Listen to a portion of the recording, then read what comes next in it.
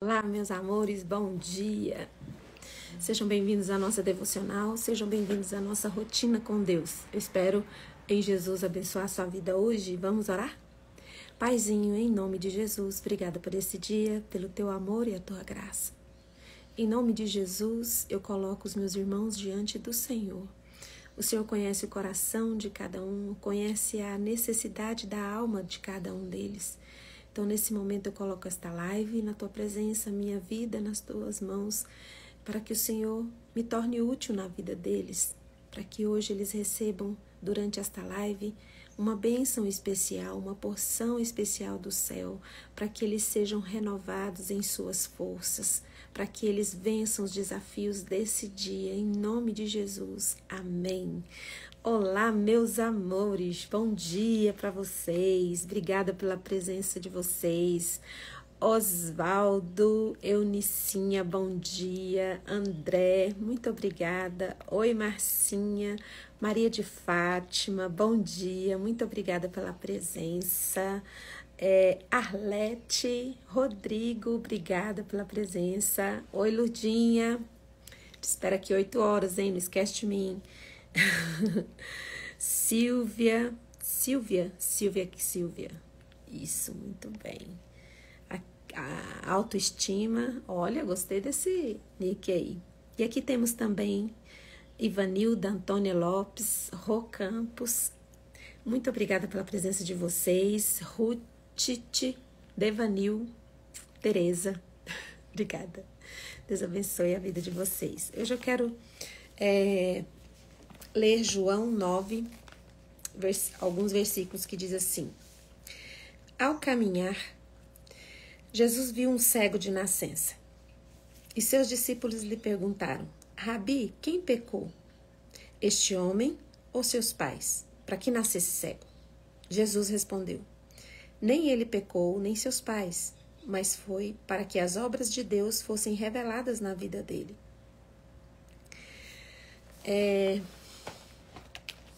Quando eu era criança, a gente era muita criança, né? Então aprontava muito, era muita bagunça, muitos primos juntos, né?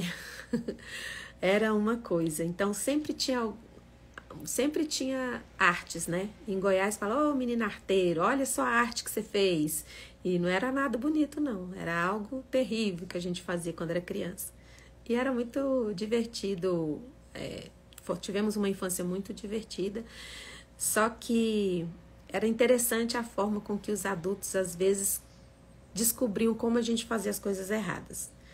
Colocava todas as crianças juntas assim e falava assim: quem fez essa arte, quem fez essa bagunça, quem fez esse grande feito, né?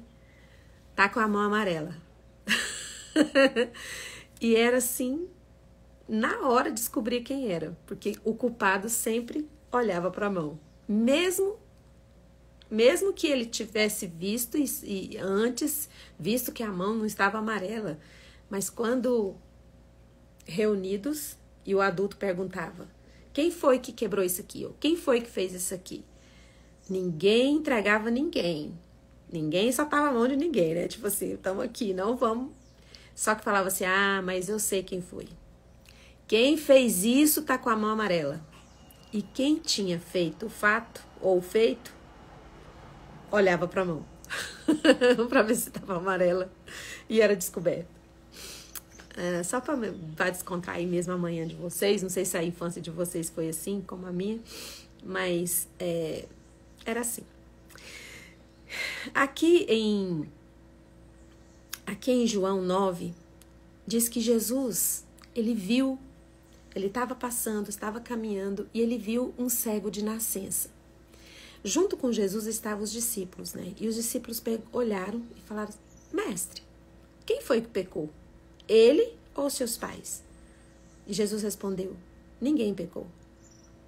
E isto aconteceu para que as obras de Deus fossem manifestadas na vida dele. Às vezes, a gente fica querendo descobrir os culpados e a gente fica buscando culpados para o momento que a gente está vivendo. Talvez você não seja aquela pessoa que fica culpando pessoas pela sua situação. Talvez você seja aquela pessoa que culpa a si mesmo pelo lugar que você está, fica se culpando o tempo todo. Por que isso está acontecendo na sua vida? Então, às vezes, quando a gente passa por muita dificuldade ou passa por alguma luta, a gente acha que nós fizemos alguma coisa de errado. Por isso que a gente está passando por aquilo.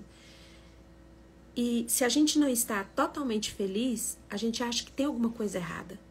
Tem alguma coisa errada. Por que eu não estou feliz? Por que eu estou triste? O que está de errado? E hoje eu venho conversar com você sobre isso. Às vezes não tem nada de errado com você. Às vezes, passar por essa tristeza, passar por essa dificuldade é algo certo que está acontecendo. É algo necessário que está acontecendo com você. Nós temos que aprender a olhar os nossos problemas, as nossas lutas. Nós temos que passar pelas nossas dificuldades, olhar para as nossas dificuldades na perspectiva de Deus, com o olhar de Deus, como Deus enxerga as nossas dificuldades. E Deus sempre olha para as nossas dificuldades e para nós na perspectiva de manifestar a glória dele na nossa vida. Porque às vezes a gente acha que a gente só manifesta a glória dele quando acontece algo bom, algo incrível na nossa vida, e a glória de Deus se manifestou, e aquilo é uma explosão de alegria. Mas eu quero dizer para você que se você está numa explosão de tristeza, numa explosão de lágrimas, a glória de Deus também se manifesta e é revelada na sua vida através da dor. E algo Deus está construindo em você. Algo que você não enxerga, que você não vê, mas algo que nesta caminhada, nesse trajeto, você vai ser abraçado por uma alegria, por uma felicidade que só Deus pode dar, que só Deus pode fazer na sua vida. E eu não sei o que você está passando, o que você está sentindo aí no seu coração nesse momento. Mas talvez você esteja no lugar onde você acha que tem alguma coisa errada acontecendo com você. E se essa coisa errada que você está sentindo no seu coração, está tendo esse sofrimento, está passando por ele, receba nesse momento o abraço do Espírito Santo de Deus. Porque quando Jesus subiu aos céus, lá em João 14, ao se despedir dos discípulos, ele falou: olha, eu vou subir, mas eu vou enviar o Espírito Santo.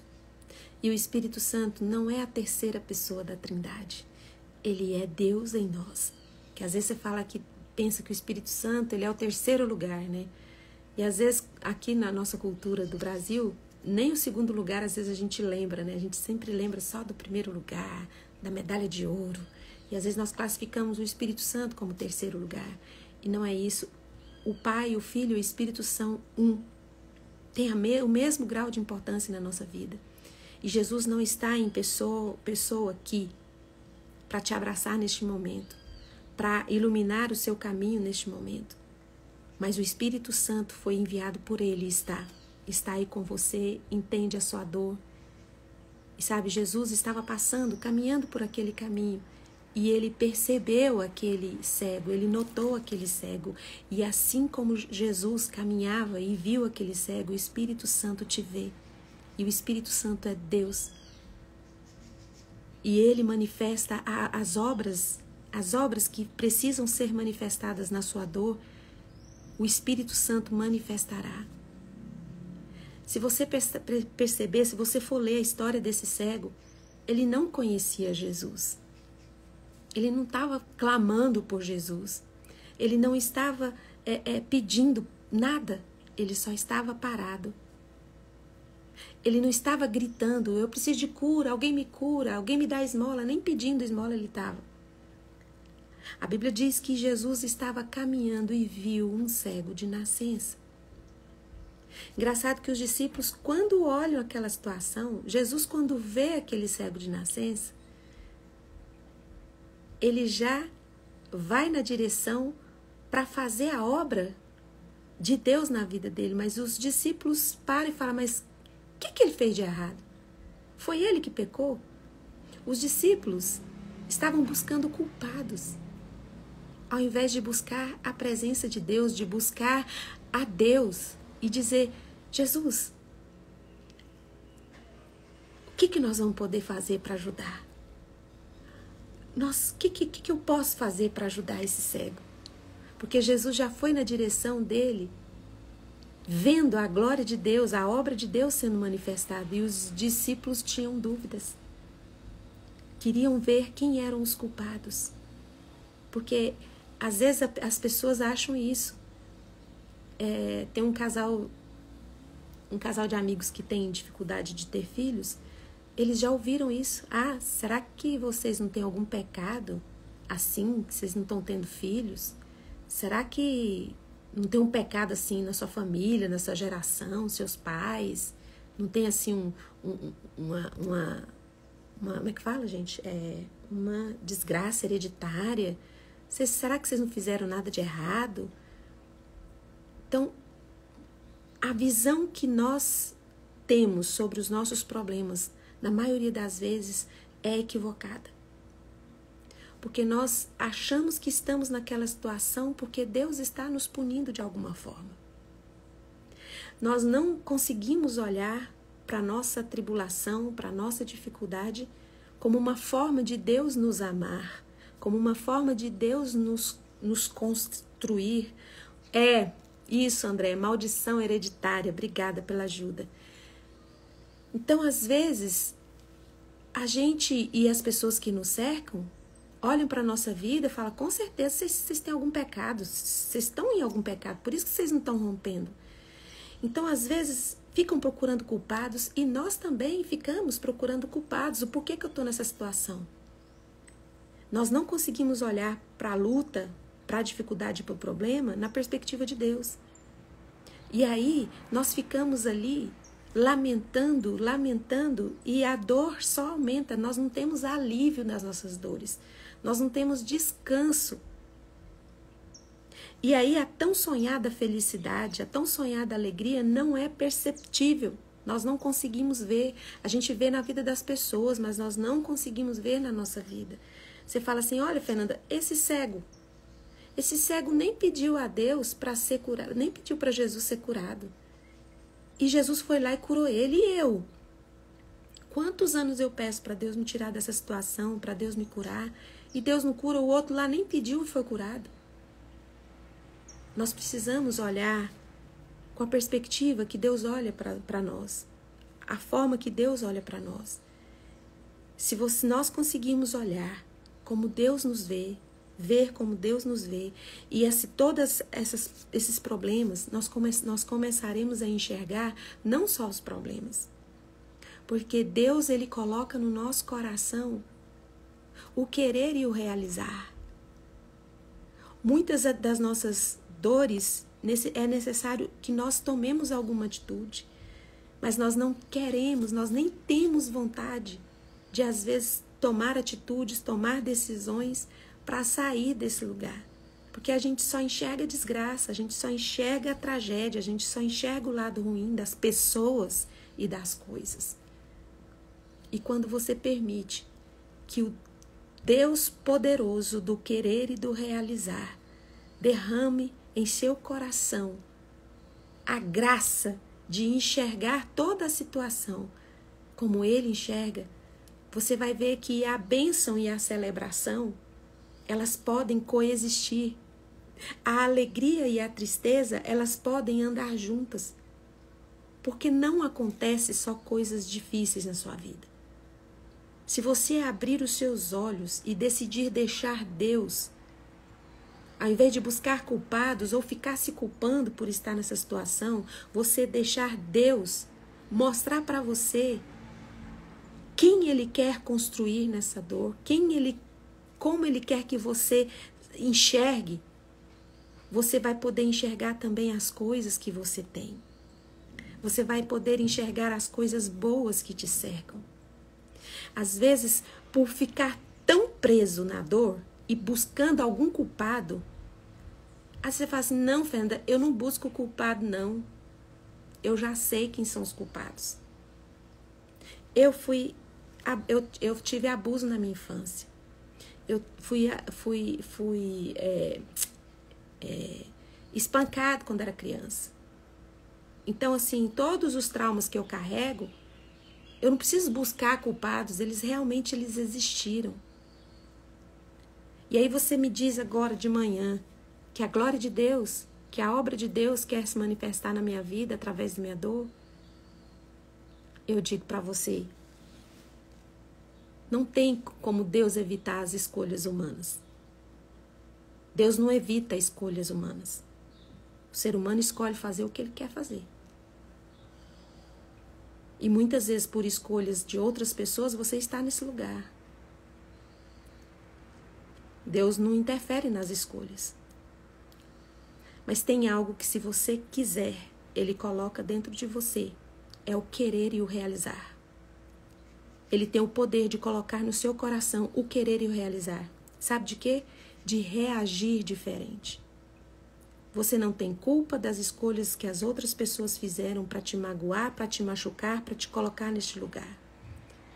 Mas você pode escolher como você vai reagir a tudo isso. Você vai permitir que essas correntes te prendam até os últimos dias da sua vida? Ou você vai permitir que a obra de Deus seja realizada na sua vida através da sua escolha? Você vai dizer, eu não vou ficar nesse lugar. Me jogaram correntes, mas eu vou me desembaraçar de todo o peso que está sobre os meus ombros e vou seguir em frente. Aí você fala assim, como é que Deus coloca querer e realizar dentro de mim? Se eu não sei o que fazer, não tenho o que fazer aqui, eu não consigo ver saída. Lá em Filipenses 2,13 fala, porque Deus é quem efetua tanto querer quanto realizar. Deus pode colocar no seu coração o querer reagir diferente. O desejo de se colocar contra tudo que te fizeram de uma forma diferente. E pode dar para você o poder de realizar essa sua escolha. Esse querer sair desse lugar. Então, Ele pode colocar no seu coração tanto querer. Talvez você está tão sem esperança que você fala, mas eu não tenho nem vontade de sair daqui não. Não sei o que eu faço. Você está sem o querer. Deixa Deus derramar o querer dele no seu coração. Deixa Deus derramar dentro de você o desejo, que se você já perdeu as forças, Ele é a sua força. Talvez você olhe para o passado, você fala assim, olha, eu era tão feliz e eu não sabia.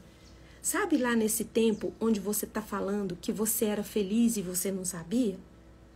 Aquele tempo lá que você está lembrando hoje, que você está pensando, você tinha problema também. Só que por que você não enxergou o bem? Porque seu olho estava só no seu problema, só na sua dificuldade. E às vezes você está aí querendo reviver algo do passado. Algo que te aconteceu há muitos anos atrás, você quer reviver aquilo. E às vezes você pega textos bíblicos e diz, restitui, Senhor, me restitui. E Deus vai restituir mesmo as coisas para você, as coisas que você perdeu, as coisas que roubaram de você, Deus restitui. Mas Deus não restitui com coisa velha. A restituição de Deus para a sua vida são coisas novas. A palavra de Deus fala, eis que faço novas todas as coisas. Então, para de querer viver um tempo da sua vida que já passou. Deus tem coisa nova para você. Deus tem coisas novas. Solta o passado. E do mesmo jeito que você olha para trás e fala, eu era feliz e não sabia, você vai dizer daqui 10 anos olhando para o dia de hoje.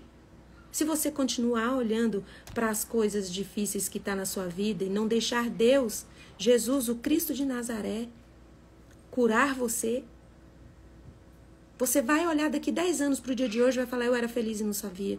Vai viver falando isso? Você vai viver falando, eu era feliz e não sabia? Deus tem coisa nova para dar para você. E eu tenho um pensamento aqui de Heráclito para você, o pensador. Diz assim, ninguém pode entrar 2 vezes no mesmo rio, pois quando se entra nele novamente, não são as mesmas águas e o próprio ser não é o mesmo. Então não tem como você passar no mesmo rio 2 vezes. Porque quando você passa naquele rio novamente, não são as mesmas águas. E você não é o mesmo homem, não é a mesma mulher. Por isso que Deus faz tudo novo e de novo na nossa vida. Talvez você ache que não tem esperança, não tem mais jeito. É porque você ainda não permitiu que o Cristo de Nazaré, que está andando pelo caminho da sua história, está andando na sua direção hoje, nessa manhã, através do Espírito Santo de Deus, e quer fazer algo novo na sua vida. Pare de buscar culpados. Busque a presença. Busque a presença de Deus. Você não tem controle das coisas que passaram, mas sobre o que você vai fazer daqui para frente depende das suas escolhas, das suas decisões. Esse texto de João 9 que eu estou lendo para vocês, ele conta a história desse cego de nascença. Ele não era um crente, ele não conhecia Jesus, mas ele tinha um coração disponível, ele tinha um coração ensinável. Tudo que Jesus falou para ele fazer, ele fez. Ele se colocou de pé. Jesus falou, olha, vai, fez a lama com a saliva, passou nos olhos dele e falou, vai no tanque de Siloé e lava os seus olhos. Tudo que Jesus pediu para ele fazer, ele fez. E ele foi restaurado da visão. E ele ficou curado. E ele foi curado. Muitas pessoas viram e creram que ele realmente foi curado. Mas teve gente que olhou para ele e falou, não, ele só parece que aquele homem que era cego de nascença. Ou seja, ele se tornou um novo homem. Que até as pessoas não estavam mais identificando ele como cego de nascença, como aquele homem que era cego de nascença, porque ele se tornou uma nova pessoa. Então, você vai perceber, quando você deixar Deus derramar o querer dele e o realizar no seu coração, você vai perceber que Deus vai derramar bênçãos sem medidas no seu coração. E coisas que você nem pediu. Você vai ver acontecer na sua vida. E você vai ter uma realização e uma plenitude no Espírito Santo. Você vai falar, mas nem cheguei a pedir tanto. E Deus derramou tudo. Eu imagino a alegria daquele cego. Fala, mas eu nem pedi e recebi. Né? Aí foi lá os fariseus perguntando, quem foi que te curou? Eu falo, não conheço, não sei. Eu só sei que eu fui curado. Eu só sei que eu fui atingido pela graça. Eu só sei que eu fui encontrado. Aquele cego foi encontrado. E eu e você também fomos encontrados. E quando Jesus nos encontra, ele nos encontra em nossas dores, envolvido em traumas, envolvido em tantas tristezas. E Jesus fala, olha, eu quero fazer novo todas as coisas.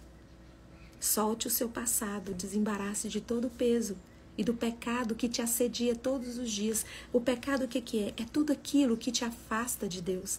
É tudo aquilo que coloca a pessoa de Deus na sua vida em um lugar de desonra, um lugar onde você culpa Deus pelas suas dores, onde você culpa Deus pela situação. Onde estava Deus quando eu fui abusada? Onde estava Deus quando eu fui espancado? Onde estava Deus? Deus estava no trono, olhando e esperando o momento certo de te tirar desse lugar. Hoje você cresceu, você está aí. Já passaram tantos anos e Deus continua no trono, esperando você decidir sair desse lugar. E Ele pode derramar no seu coração nessa manhã tanto o querer quanto o realizar. Talvez você está sem forças, mas escolha obedecer à voz do Mestre nessa manhã. Levanta. Levanta, ele falou para o cego.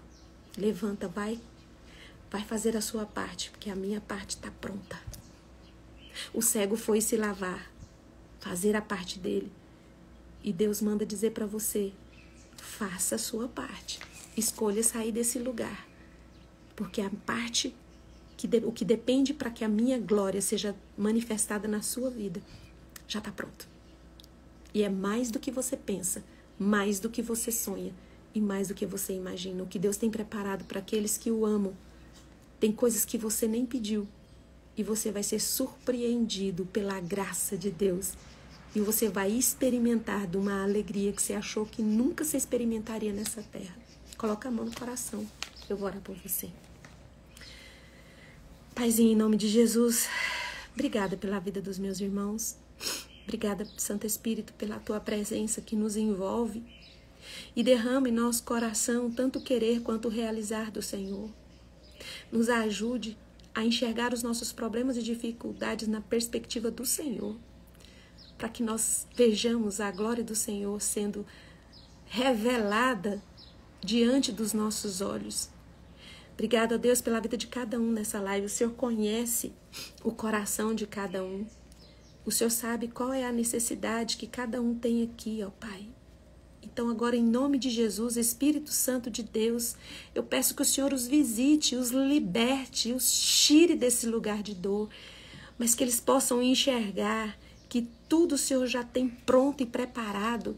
Basta escolhermos estar na Tua presença, pararmos de buscarmos culpados por tudo que nos acontece e buscarmos ao Senhor, a Tua presença em nós. Eu quero colocar aqui, Pai, a mãe da Maria de Fátima, de 94 anos, que está enferma, e coloco diante do Senhor, Espírito Santo de Deus. Abrace, Senhor, a tua serva neste momento, dê qualidade de vida, Senhor, à tua serva, e tire todas as dores, toda a enfermidade dela agora, em nome de Jesus, o Cristo de Nazaré. E agora, na autoridade que o Espírito Santo de Deus me dá, por causa do sangue de Jesus derramado na cruz do Calvário, eu ministro cura sobre a sua vida. Se você está com alguma enfermidade, seja curado agora, seja curado em nome de Jesus. Alguma enfermidade física, mas se a sua dor, a sua enfermidade, a sua doença está na alma, no seu coração machucado, eu ministro cura sobre você, que todas as correntes que te prendem possam ser quebradas e você seja livre agora nesta manhã, pelo poder do sangue de Jesus derramado na cruz do Calvário, seja liberta em nome de Jesus. Amém. Obrigada pela presença de vocês, por estarem comigo até aqui. A live vai ficar salva no Instagram, então você pode ir lá, pode comentar, pode compartilhar. Será uma honra ter você visitando a minha página. Vocês são do TikTok, pode ir lá no meu Instagram. Na página tem o link lá do Instagram, vai cair direto na minha página. Obrigada, viu, gente? Um beijo, bom trabalho para vocês, que hoje seja um dia de vitória em todas as áreas na vida de vocês, tá bom? Um beijo e até amanhã, 6h30. Tchau, tchau.